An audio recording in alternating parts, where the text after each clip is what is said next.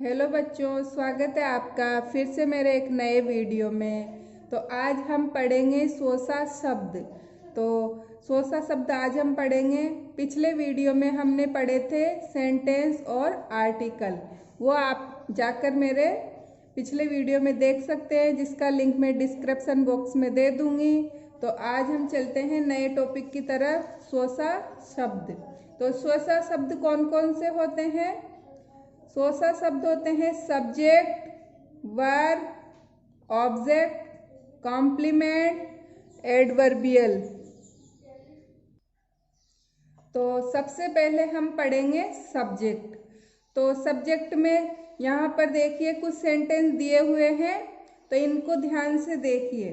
तो पहला सेंटेंस है Sita is good girl. Second है the sun rises in the west. Third है my elder brother live in Jaipur. It is very cold today.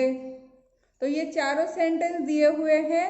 तो इनमें जो लाइनिंग वाले शब्द हैं, जैसे पहले में है सीता, सेकंड में है द सन, थर्ड में है माई एल्डर ब्रदर और फोर्थ में है इट। तो ये क्या है? किसी कार्य को करने वाले हैं। तो इनको क्या कहते हैं? कर्ता, यानी कि सब्जेक्ट। किसी कार्य को करने वाले शब्द कर्ता, यानी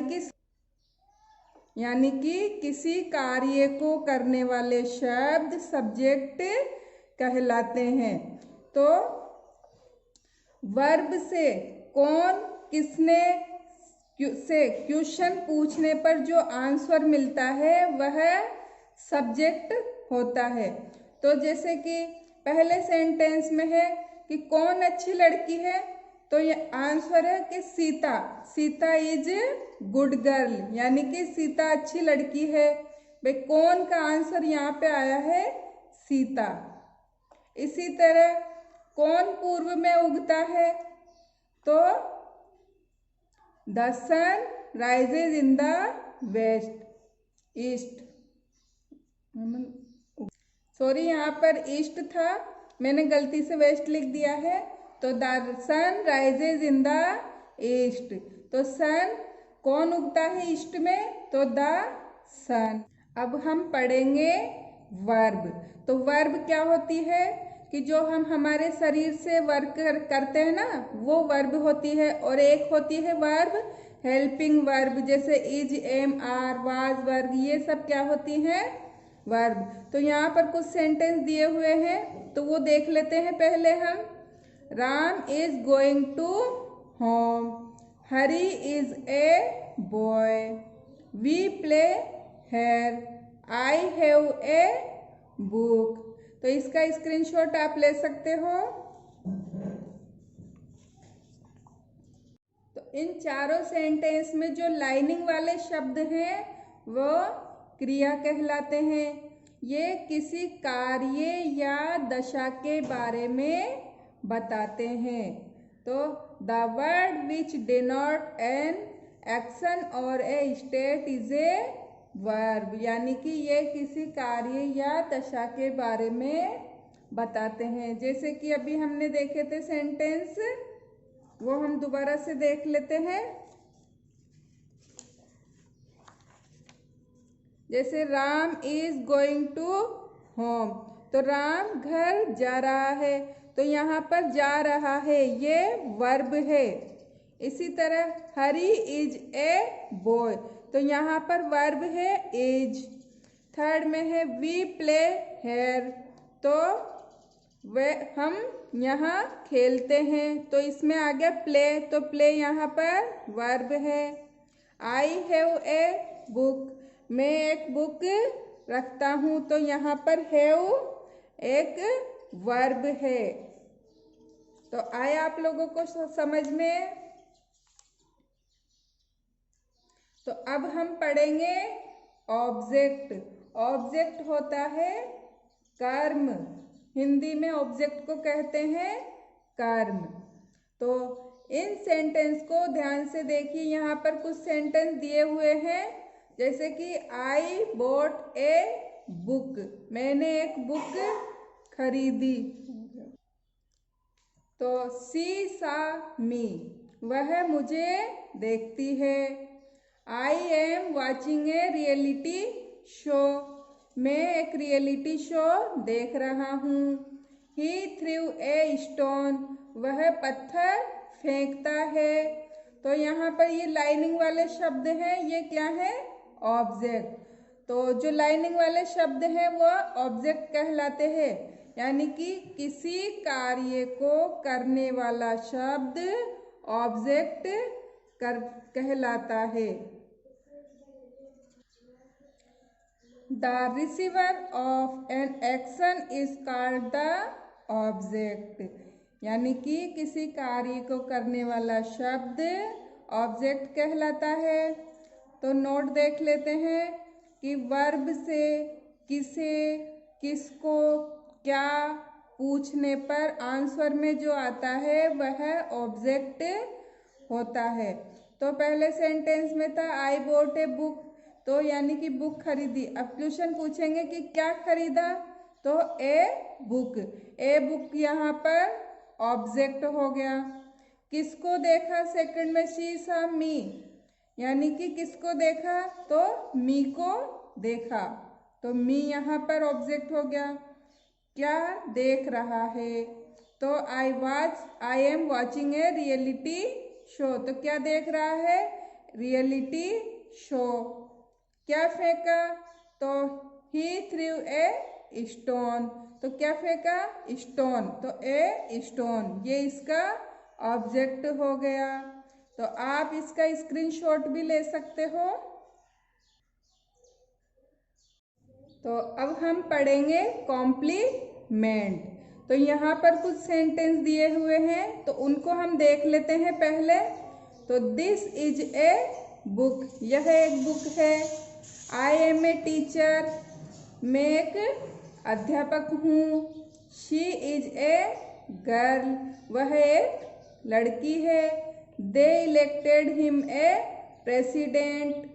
तो अब इन सेंटेंस में जो लाइनिंग वाले शब्द हैं वो क्या है, कॉम्प्लीमेंट है।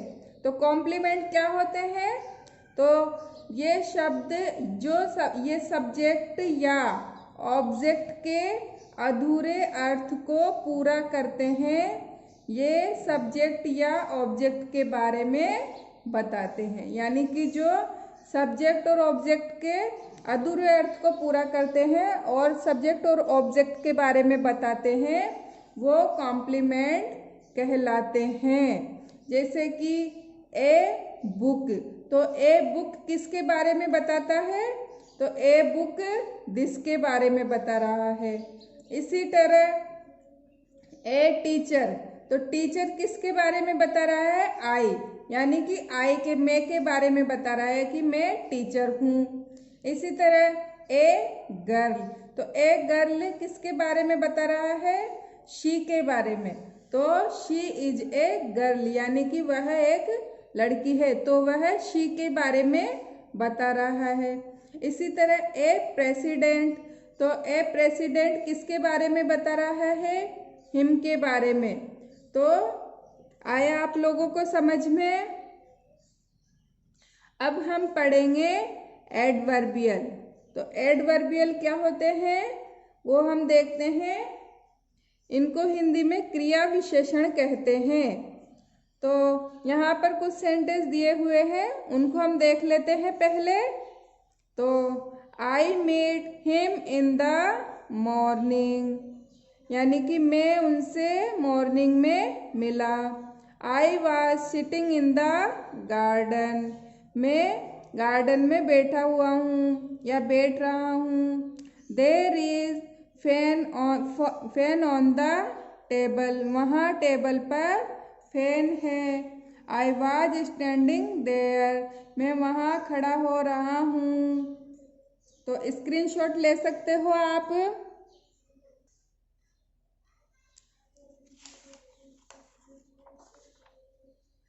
तो इन चारों सेंटेंस में जो लाइनिंग वाले शब्द दिए हुए हैं वह एडवर्बियल कहलाते हैं। तो ये किसके बारे में बताते हैं, ये स्थान या समय के बारे में बताते हैं। सेंटेंस में स्थान या समय के बारे में बताने वाले शब्द एडवर्बियल कहलाते हैं। तो adverbial are the words that are used to place time, यानी स्थान और समय के बारे में बताने वाले शब्द एडवर्बियल कहलाते हैं।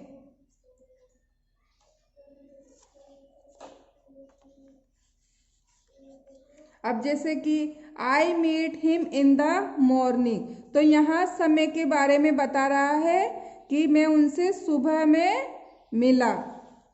इसी तरह यहाँ पर स्थान के बारे में बता रहा है कि आई was sitting in the garden, तो यहाँ पर स्थान आ गया।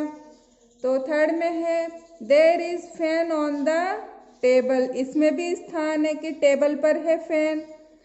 इसी तरह आई वॉज स्टैंडिंग देयर, तो मैं वहाँ खड़ा हो रहा हूँ, तो यहाँ पर भी स्थान आया है कि मैं वहाँ पर खड़ा हो रहा हूँ, तो यहाँ पर देयर भी एक स्थान के लिए आया है। तो जो समय और स्थान के बारे में बताने वाले शब्द एडवर्बियल कहलाते हैं। तो इसका भी आप स्क्रीनशॉट ले सकते हो। तो ये था हमारा आज का 100 शब्द। तो उम्मीद करती हूँ कि आपको समझ में आया होगा और वीडियो भी आपको पसंद आया होगा। अगर मेरा वीडियो आपको पसंद आए तो मेरे वीडियो को लाइक करें, शेयर करें और मेरे चैनल को सब्सक्राइब करें, बेल आइकन को प्रेस करें और कमेंट बॉक्स में कमेंट कर कर ज़रूर बताएं। और कमेंट बॉक्स में आप ये भी बता सकते हो कि मैं और भी किस सब्जेक्ट, मतलब आपको क्या क्या सब्जेक्ट पढ़ना है। तो अगर आपको किसी सब्जेक्ट में प्रॉब्लम है तो आप पूछ सकते हो और बता सकते हो कमेंट कर कर कि मैं इस सब्जेक्ट को भी पढ़ाऊँ। तो थैंक यू बच्चों।